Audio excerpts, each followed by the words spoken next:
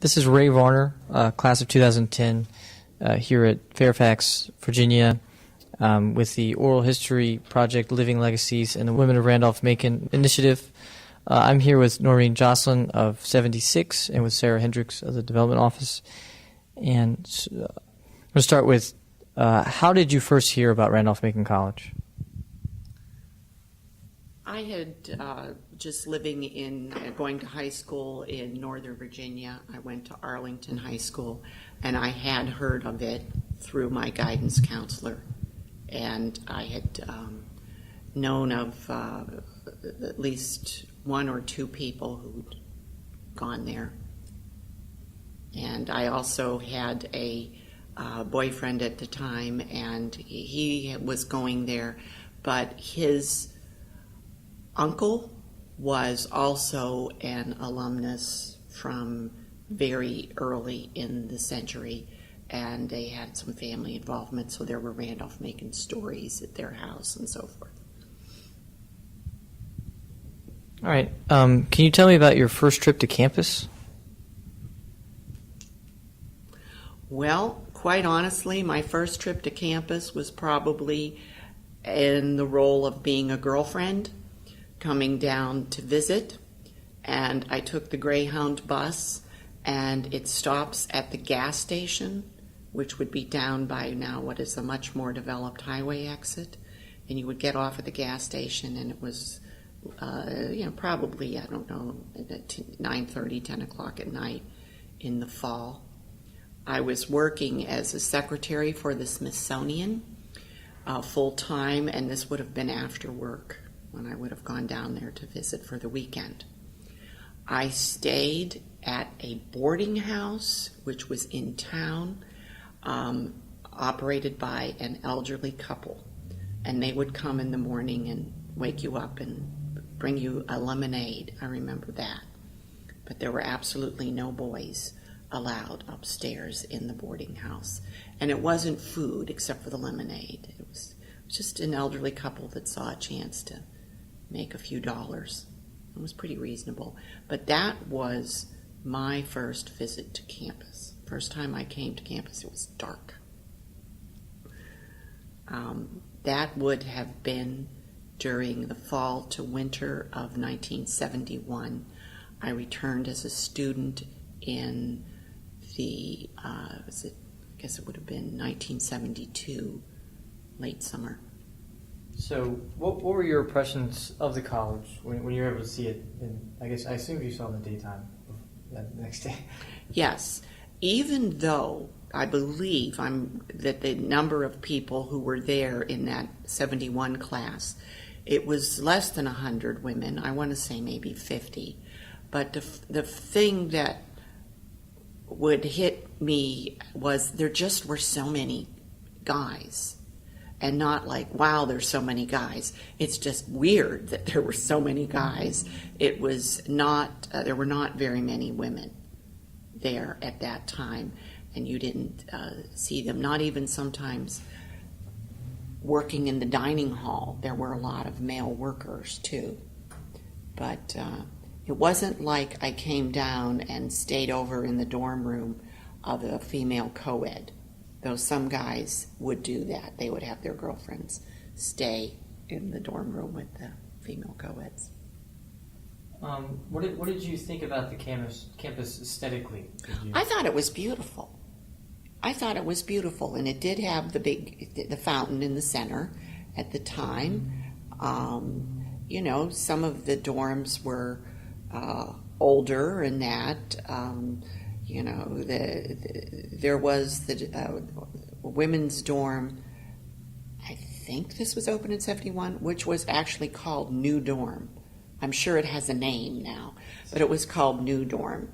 And when I came as a student, I was in Mary Branch North on the corner. And we had windows on both sides, which was nice, and it was upstairs. It made it airy. And, close to the bathroom.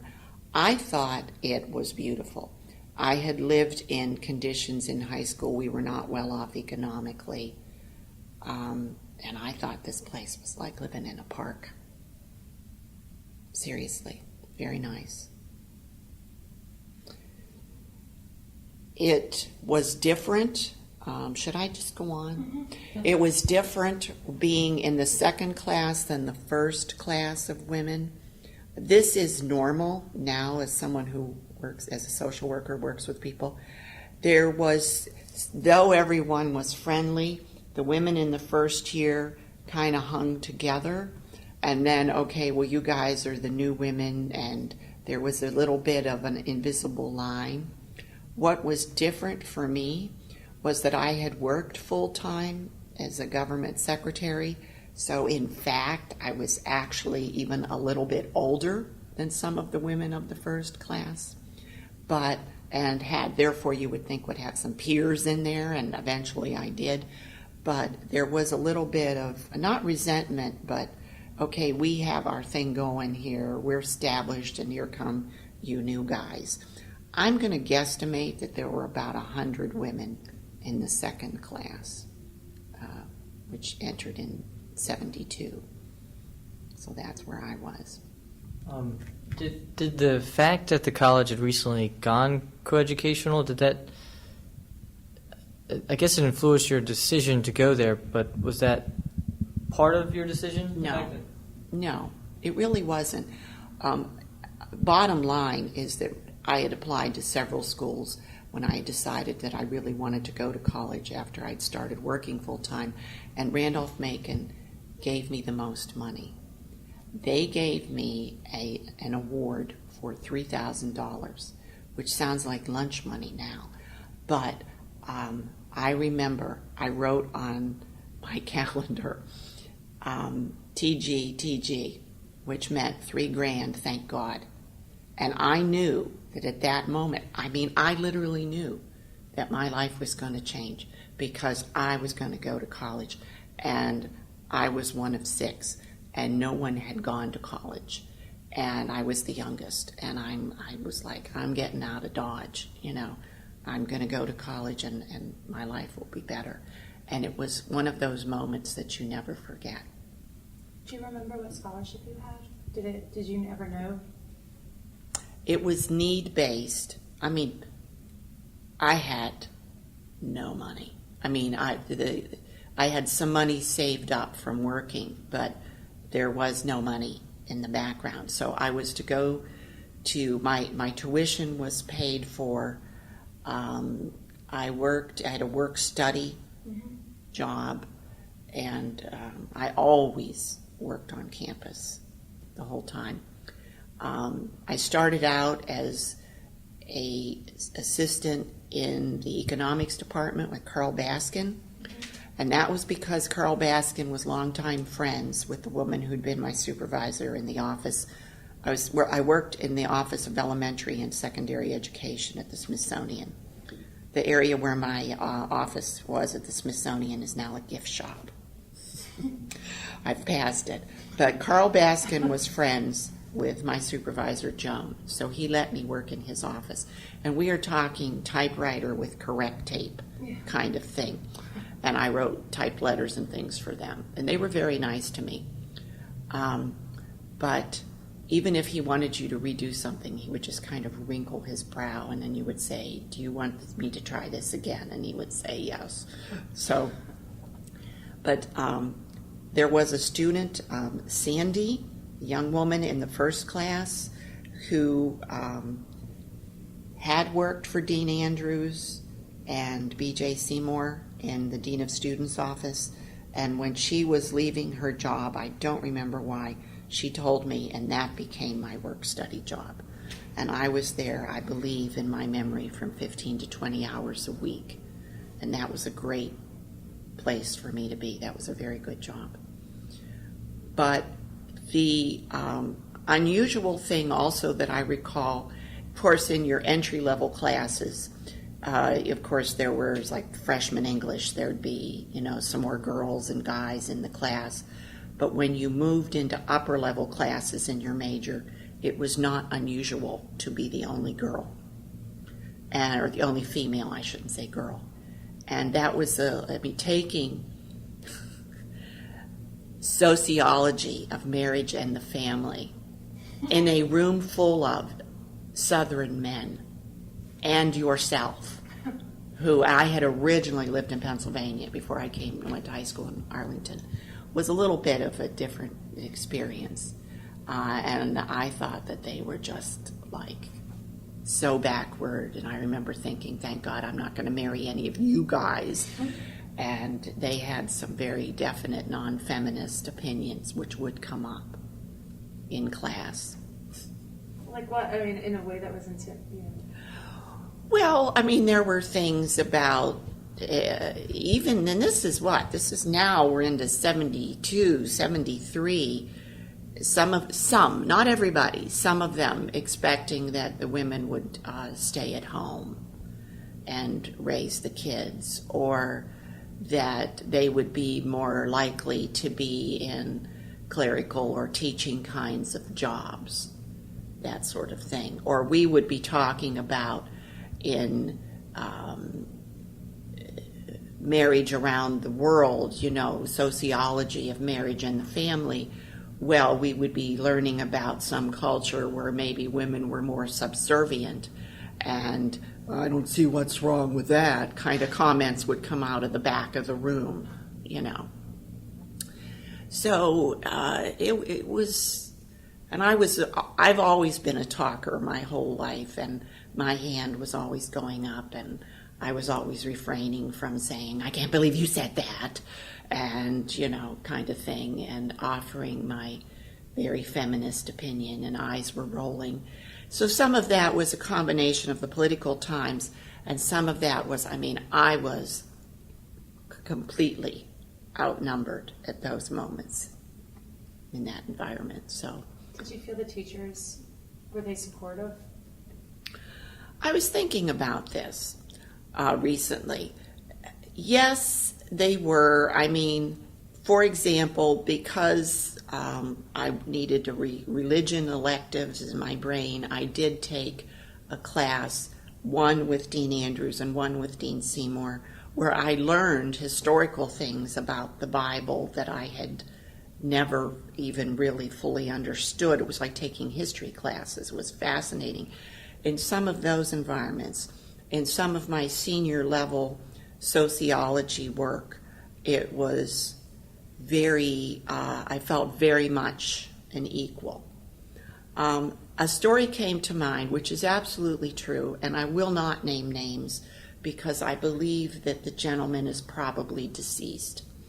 And he was a professor, and I will say, I think in my memory, this was in the English department, and I was one of the few girls, and I think I might have been the only girl in that class. There might have been one other, and we had a research paper, and I had gone to his office late in the afternoon to, everything okay? Yeah, late in the afternoon to ask him a question or two about this paper, which was, of course, due the next day. And overalls were in, and you would have an overall and a T-shirt, sort of a hippie thing. And I had a pair of overalls and a T-shirt, and I remember having them on as I went to talk to him in his office. So what do? You're in college, you're up writing a paper, you get up the next morning, you put on what you took off the night before. And I walked into this morning class wearing overalls and a T-shirt, and he said to all of them, I see that you are wearing the same thing you were wearing when you visited me in my office late last night.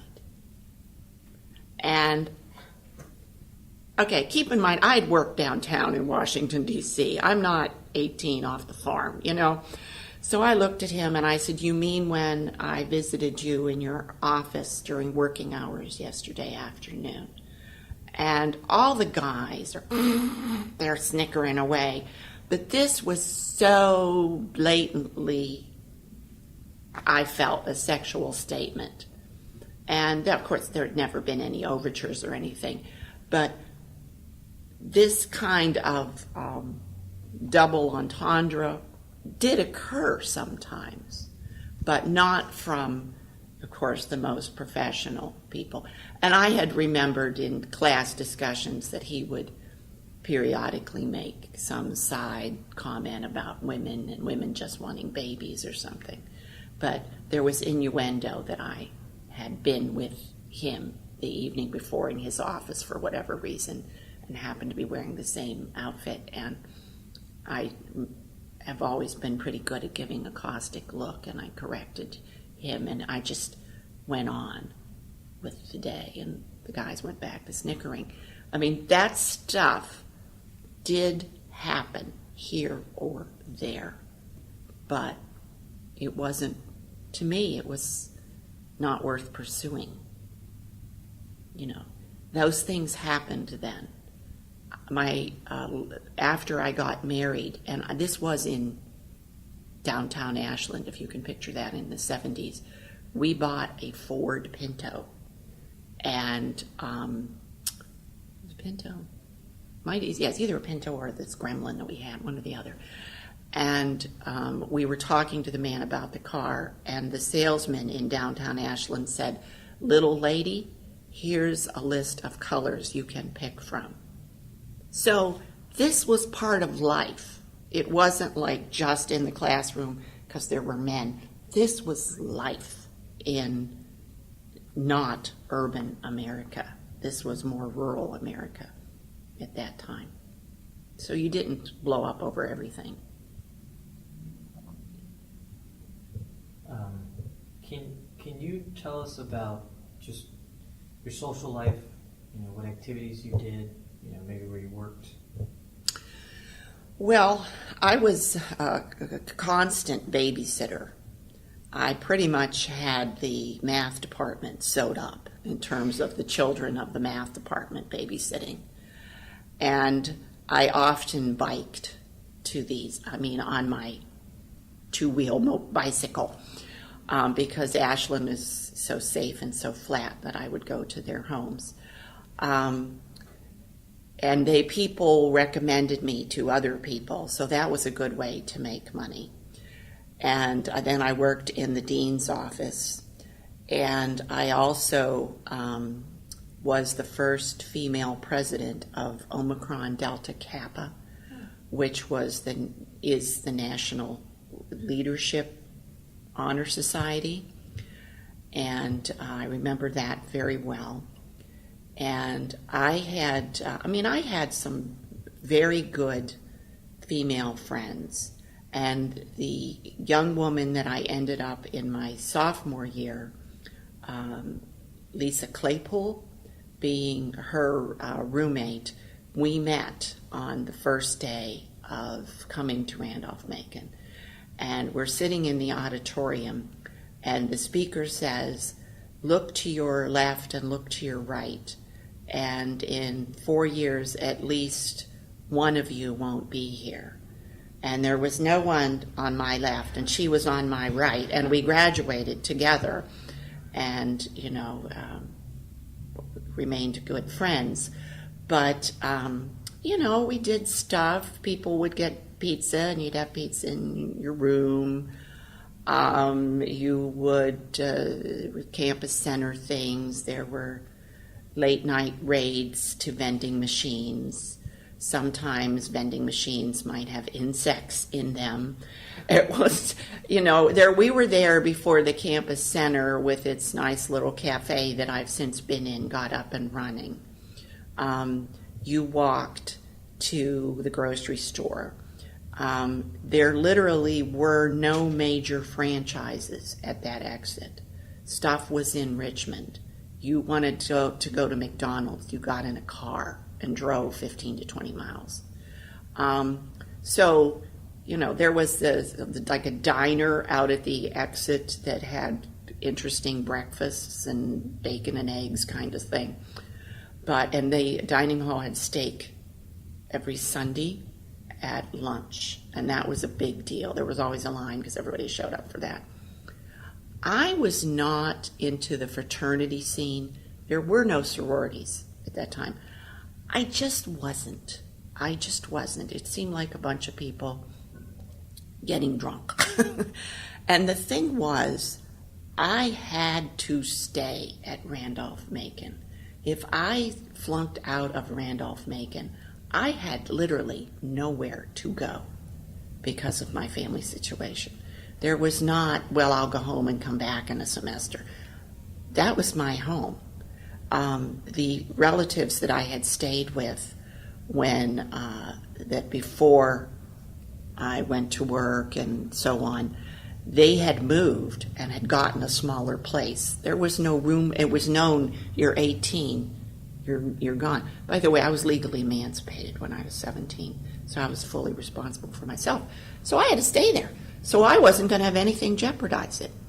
And, I was in student government. I remember being a representative from my dorm. Big thing, of course, was visitation, as we called it. It sounds religious now, visitation.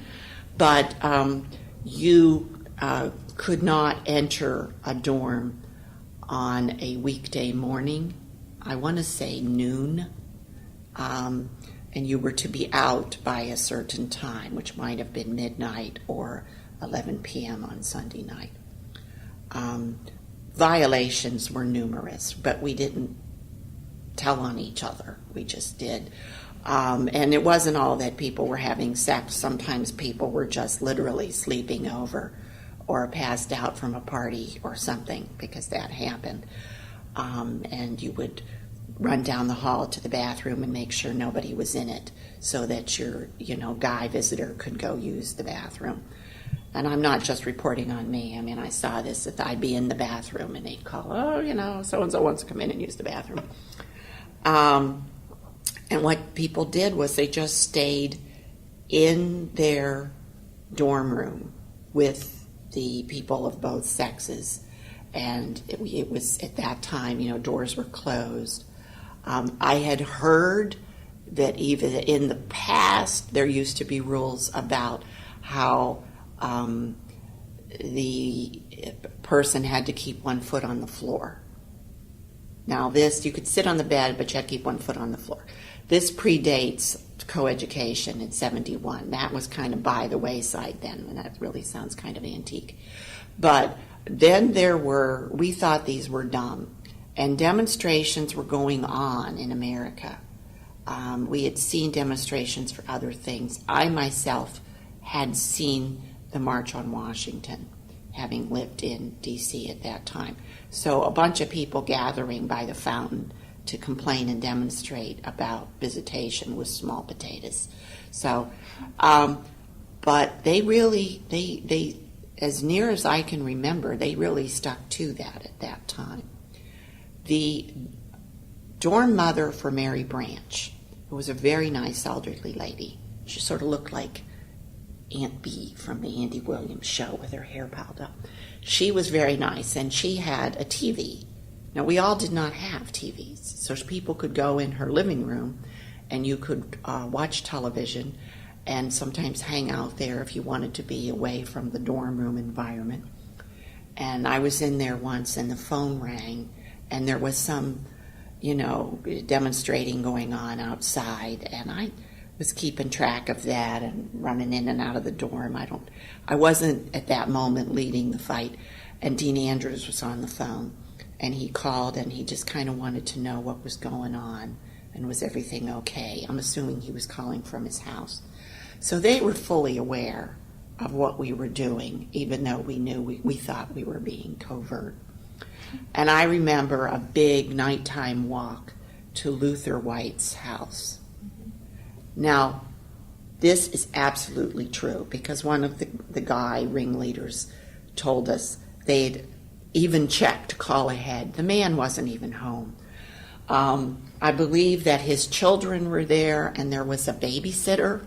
These poor girls in the house. And everything was like locked off and looked dark and all that. I think the porch light was on.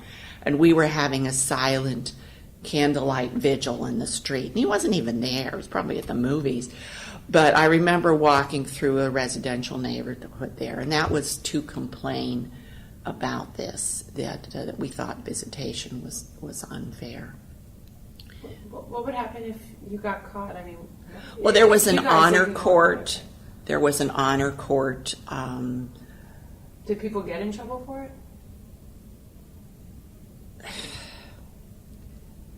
Not specifically. I cannot say that so-and-so was expelled for this. You might be on like a suspension or something. I'm sure that there were specific rules, but I honestly, or consequences, but I cannot remember what they were. Honor court, though, was taken seriously. I sat on a couple of those, and you were like drafted the same way that you are for court today.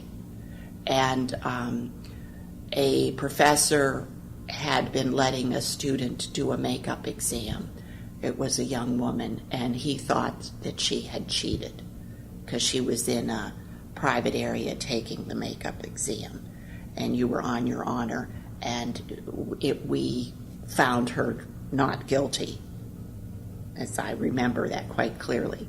But the court ran late on a day that was right before a holiday recess. So we came out, and it was dark and late, and dorms were closing because it took a few hours to go through that.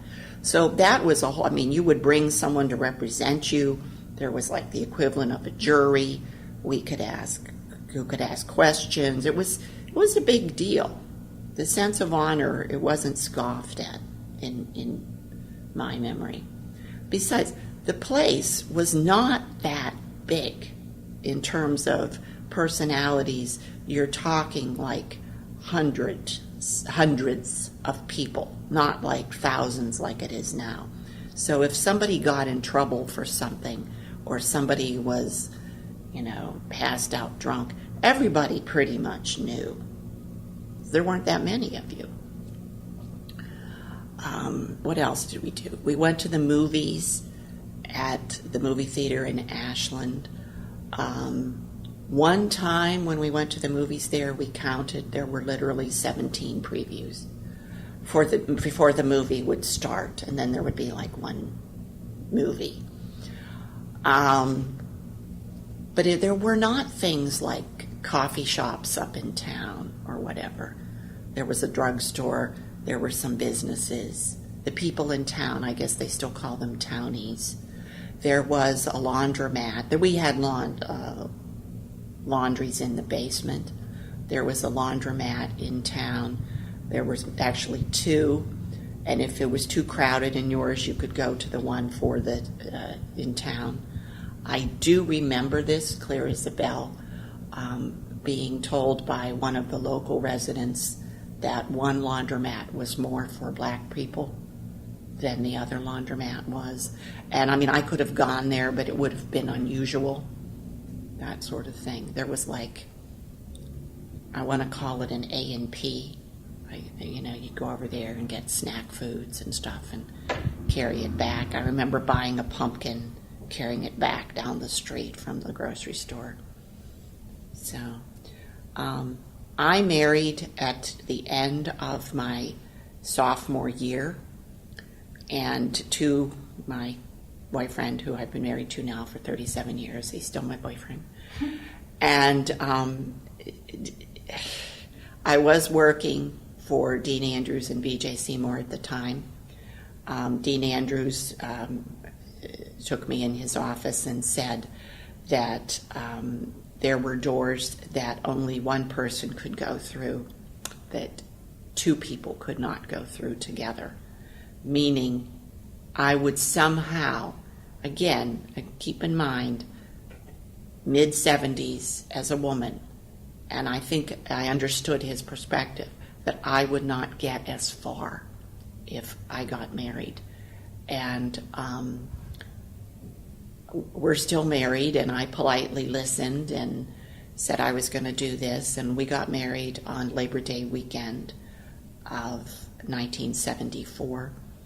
I still have the white blanket that Dean Andrews gave us, and Dorothy Barnes was his secretary, and she gave me a nightgown, which was supposed to be racy, but it wasn't. She was extremely nice to me. It was very nice. I always felt a part of a family at Randolph-Macon. I told Mrs. Barnes when she came back from lunch that her first grandchild had been born. It was a boy. I was with Dean Andrews at the office when he found out that his younger brother had been accidentally killed in an accident. Sitting right there. I was there, I was about 15 or 20 hours a week. Room sign up was always fun. They had a poster board. Think of a poster size board. Drawn on the poster board was the floor plan of the dorm, and you and your roommate had to come in together and sign in pencil, not in ink, that you wanted to be roommates together in that room. And I remember standing at my window holding this thing for what seemed like hours on end while people would deliberate. And that's close to the bathroom, and if we're over there, we'll be next door to, Ashley or Susie, and we don't want to live by her. So there was a whole lot of wheeling and dealing that would go on. Or if people were in trouble and were called in to talk with the dean. I remember that quite well, too. But So you mentioned your roommates. Can you tell me anything else about your roommates especially freshman year? Where did you live freshman year? I lived in Mary Branch in freshman year. I'm smiling. Again, I am not naming names. My roommate, who was of the first class,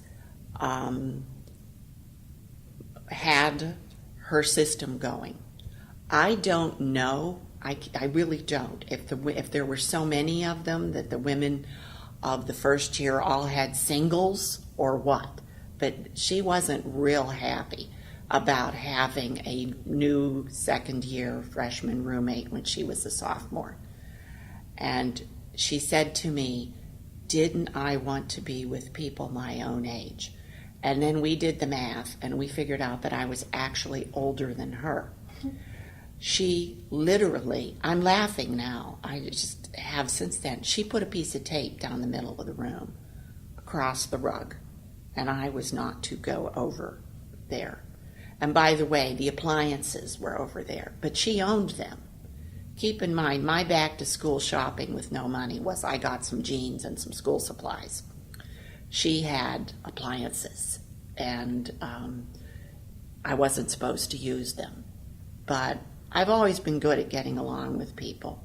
I didn't really do anything wrong. I mean, I was very conservative. It was just like, don't touch my stuff. And that's how it was. I'm thinking, we got a divorce. That's what I always called it. The second year I roomed with the person I met. I told you, Lisa Claypool. We got along famously. We were going to move into the basement of Mary Branch, which is not as bad as it sounds because they painted one of the storage rooms. And we were all, because then we would be like only 6 people in a bathroom as opposed to being up on a floor. And then I decided to get married that summer, and she got mad at me. But we made up. But there was a little bit of, we were here first, from the first year women to the second year women. But after a while, everybody, by a while, I mean 2 years, 3 years, everybody just kind of melded together. There were some of the people from the first year, Doris Ragsdale, Maria Mall, people that went on to become physicians. They were very smart. I related with them. I mean, they were always, nice to me. We had altercations on the floor over people being loud at night. People playing loud music and partying loud at 1 a.m. on a weeknight. And, I, as I said, I'd been a self-supporting adult. I would take you on verbally. There were some verbal disputes, but that's the kind of the stuff, how it went. All right. How did you decide your major? That was also a little bit of a personal decision. I'd mentioned that I had lived with other family members in my high school years. I did have, even though I was a very good kid because of the circumstance, I hadn't committed any crimes, I had a social worker assigned to me by the Arlington County, and I thought that she was just, I say this, social workers and guidance counselors changed my life, and I said, I would like to do that. And sociology, we didn't have a bachelor's in social work. We had a bachelor's in sociology, which was a good entry point, and that's how I got there.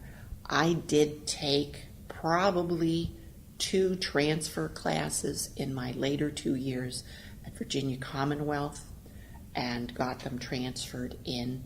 I took them at night because Randolph-Macon didn't have those courses at that time, which was good because it gave me another perspective. We took social research we did a big social research project in our senior year, which of course is, as you know, this is a social research project that we're doing. You're following specific guidelines. And we had assigned questions that we had a random list of Ashland residents. You know, we had to go and talk to people and go and knock on their doors and stuff, so I did that.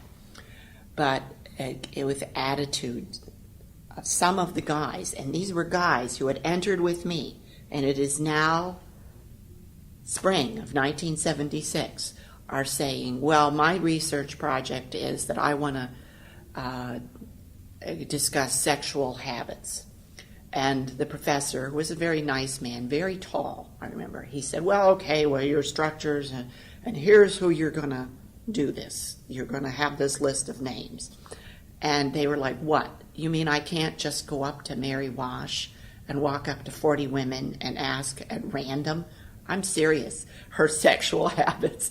And they'll answer, I'll come back and write a paper. And he was, no, we have a cohort, we have a research control group, we have all this. So this kind of, we're just a bunch of guys and we want to, ask, sex. I mean, that's what guys do at that time, was still going on. But I remember rolling my eyes at it, being quite serious at that point. I did something else, which I'll tell you quickly, is that in March of 1976, I went to work for the Virginia Department of Corrections, and I worked 4 to midnight and completed college. We graduated on Memorial Day weekend. And because I was now a full-time worker, and was taking, I think I had to take 1 less class to do this, I was no longer eligible to work in Dean Andrews' office, which was okay because now I was a full-time state worker with benefits. But I was basically a house mother at the age of 21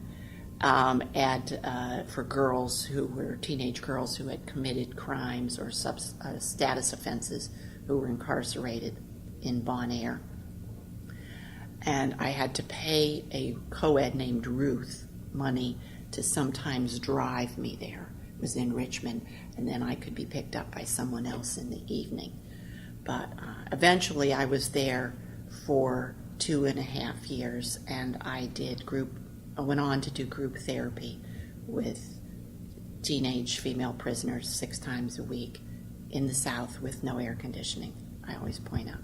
On the day of the bicentennial, I was working indoors with no air conditioning, and it was very hot. But that was what became my job. On Memorial Day weekend of 1976, we had George Bush Sr. come as the graduation speaker. And he came because our classmate, Vince Samaria, notice I remember this, was his paper boy. And Vince wrote Bush Sr. and said, hey, why don't you come and do this? And he had just returned from being ambassador to China. So this was a big deal that he came. And then I got my diploma, and on the way back, I was right in front of Jim Jump, who was one of my, friends and political companions in college, and I had my diploma, and I remember doing this. I was so thrilled. Who was your advisor when you were? Well, for a while, it was Professor Jordan, who was a very nice man, but didn't always arrive for things. He was lackadaisical. Sometimes he just didn't even come for class. And I remember getting rather PO'd about that, because I would have, darn it, I did those readings, or I wrote that paper. And I showed up here, and you didn't show up. And I remember being mad about that. There was a female professor came into the sociology department, and I remember what she looked like, and she was petite and had dark hair, but I can't tell you her name. And she was like my advisor in my senior year. I spent a lot of time with Professor Chalice in Spanish. I had taken French in high school, but I realized that Spanish was going to be needed, most likely with the populations that I was thinking I would be with in social work. So I started over and progressed through, I believe, 4 years of Spanish with him. And I even remember we had a oral quiz, and you went into his office and did it individually, and he had his baby daughter with him, and he plunked her on my lap. And I remember speaking Spanish while jiggling my knee and playing little games to keep her amused, which made sense now because it's conversational and you're supposed to be able to do anything while you keep a conversation going. But I was originally born in Pittsburgh, and I believe he was from Pittsburgh originally, and we had a connection there. And I had friends in the faculty that I would go and talk to. I've mentioned the dean several times. B.J. Seymour took me with her to William and Mary, where we gave a talk about coeducation. Before I went to college, I'd given tours in the Smithsonian also, so I was always a pretty good public speaker. But there was an opportunity to do public speaking at Randolph-Macon. I remember doing a welcome to new students in the chapel, and I was one of the people asked as a woman to give a welcome to the students, and I did that, and it went well, and I got some laughs. And I give, along with my job now, I'm in private practice as a mental health therapist for families and kids. I give parent talks. I've been on TV and radio. I think that was the beginning of that, being at a mic in a room in front of a chapel full of people speaking. I think that was a very good beginning for me. What else? Did you ever take classes with Dean Andrews or Dean Seymour? I took one semester each of the religion. Sorry, you didn't mention that. I did. I spent a lot of time. I also took some, economics, Spanish. There were a lot of people in history and political science. The majority of them were heading into law, which I did not. That was not my interest. But I think sociology at the time was not taken seriously as a department, but I took it seriously, and the thing about going to college there, I got there and I said, and I've told this to kids that I've counseled since then, I literally said, oh, this is what it's supposed to be like when you're in a classroom and there's somebody teaching who really cares about, the author or that. People generally, after freshman year, because there's always attrition, people generally are there after freshman year because they really want to be there. And I liked that. And it taught me how to study. And I went after working in the Virginia Department of Corrections in 1978. I went to the University of Pittsburgh to get my master's in social work. And that had been my goal, and I pretty much have been going ever since. But it just, it just was a very significant time for me in my life. I know there was another group that I wanted to mention. It was called the Women's Awareness Group.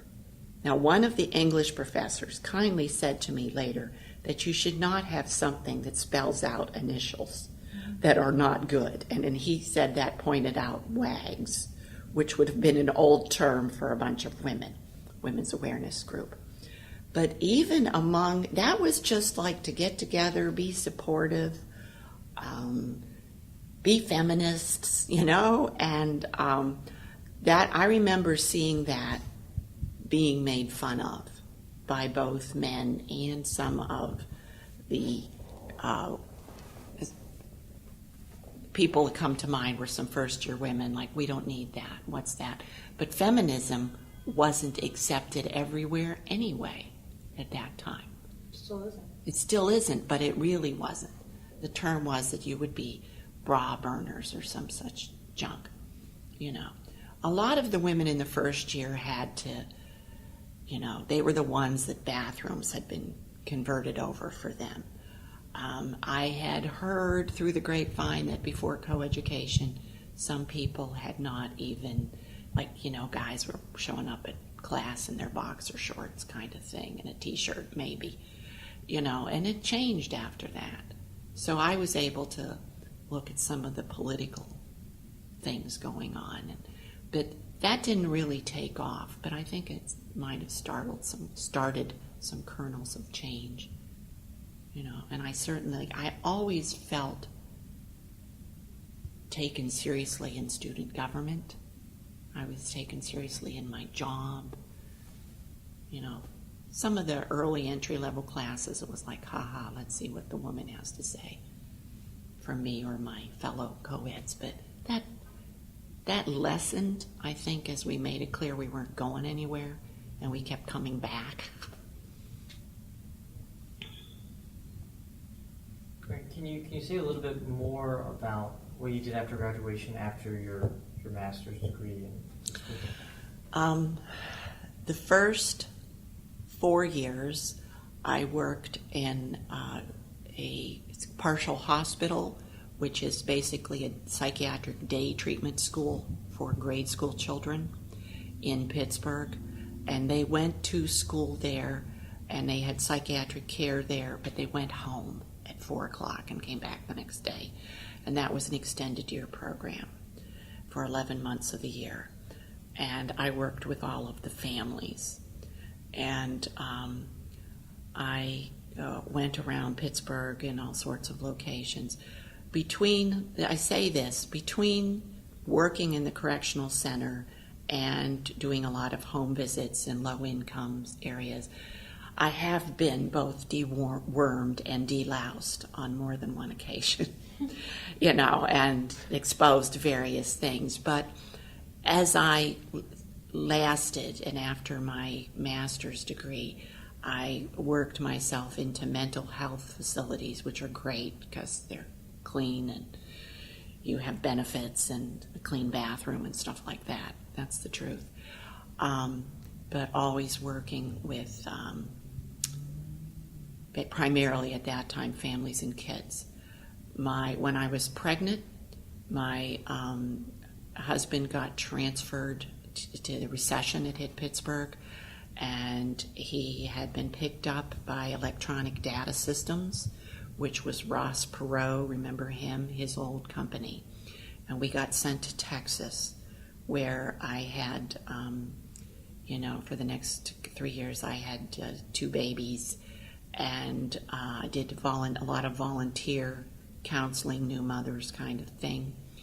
And then we got sent to New Jersey, and we did continue in my field there. But when New Jersey, I have to stop and think. New Jersey, we went to Cleveland. We wanted to return to Pittsburgh, but there were no positions. And EDS gave you a choice of states on a list you could pick from. And I remembered that they had really good education in Ohio at that time. And I said, okay, if we can't go to Pennsylvania, what about Ohio? And we are west of Cleveland, though it's still considered the Cleveland metropolitan area. And I have 2 very intelligent children who I did saying that because I ended up working into counseling with the gifted as a subspecialty. And I also now, my other areas are, I work with a lot of high-functioning autistic kids. I work with a lot of anxiety and depression. And of course now, it's just helping people deal with the whole entire economic mess. But I was able to, through our school system, I did a lot of work. I did political campaigns that involved our school system. We have a very weird funding system in Ohio where school districts are funded by their tax levy. So people want to vote down a tax levy, then your school district loses money. To me, it's like running a school district by having a bake sale. It makes no sense. But I had done a lot of work with the clubs, the academic clubs in our school district in Ohio. My son had gone to the National Spelling Bee, so I had run the spelling bee for a couple years after that in our town. But he is now teaching overseas, and my daughter is in graduate school at George Mason. They've both been overseas. They're both good public speakers. My husband and I are great. So you see, Randolph-Macon, if I had not done that, that is one of those moments in life I would literally not be where I am right now. I would not have these 2 fantastic grown-up kids. I might have still been a secretary for the government, approaching retirement now. And, I mean, you want to talk about life-changing. It was a real turning point for me. And underneath all this discussion of what did coeducation mean, it was kind of fun. It was kind of fun, and you felt like a groundbreaker, and I always liked that. And it didn't bother me to be one of only 1 or 2 women in the room, and I think that probably prepared me later for life. And now, I mean, I might be in a position of counseling a male or having to understand male-female viewpoints in marriage counseling, So it's again, literally, it was a very pivotal moment in my life. How have you stayed in contact with the college since graduation? I would probably say not enough, as in not like now. Remember, this is before the internet. This is before Facebook, okay? As I say to people jokingly in my office, this was before cable. Literally.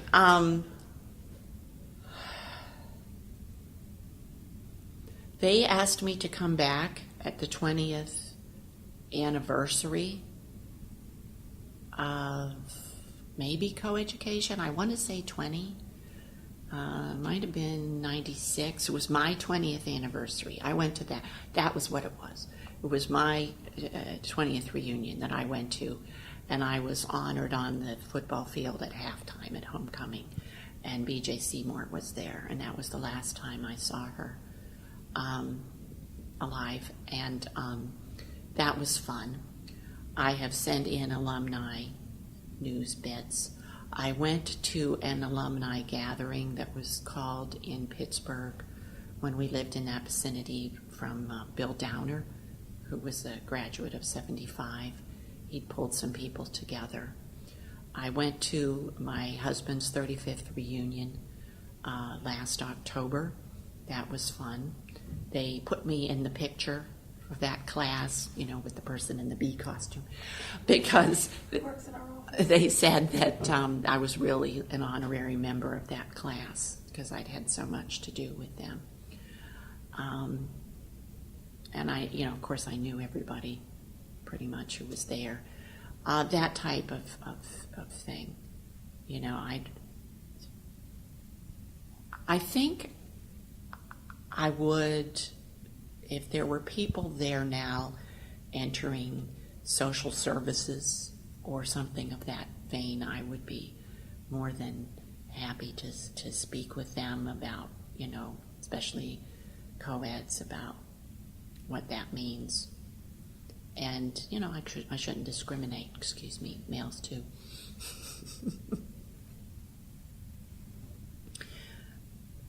Not as you are now. I'll bet that immediately upon leaving, there was like an alumni Facebook group of your class. That kind of stuff is available, and it wasn't then. We actually had to write. No. One of the questions we end with, and it's sort of, you mentioned that you talked to kids who were interested in going into the social services. Is there any piece of advice or what words of advice essentially would you tell a young woman who's a student at Randolph-Macon now, if you could just give her a thought, especially with your perspective? Well, being a counselor, I would say not to get caught up in the drama of the dorm, because it is very small in comparison to the big thing that you're doing, which is educating yourself, forming ways of obtaining knowledge.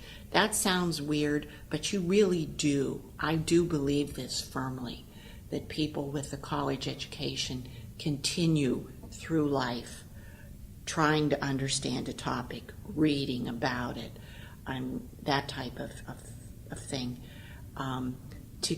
I would advise to rise above some of the drama, the petty stuff. Who left this out? You make too much noise. And if you need to go out and find a quiet place on campus there to truly focus and pay attention to what you're learning at that moment, and not just get it done because it's due the next day. Because, the facts of the world have grown by leaps and bounds since I was there. But I now, even with new technology, the way to approach a topic and take it apart and understand it started for me there. And that's very important, to take that way of lifelong learning with you. That's why you're there, not to get all hung up on who talked to your boyfriend last Friday and they really shouldn't, and who said something or other on Facebook, because that's not the big picture. And I think I still have the big picture, and I'm grateful for that. All right. Well, thanks for your time. And if you, Okay. Do you have anything else that you would like to say that you might have missed, or that you really want to be, on record? I think I've said it. Okay. That's good. Thanks. Thank you.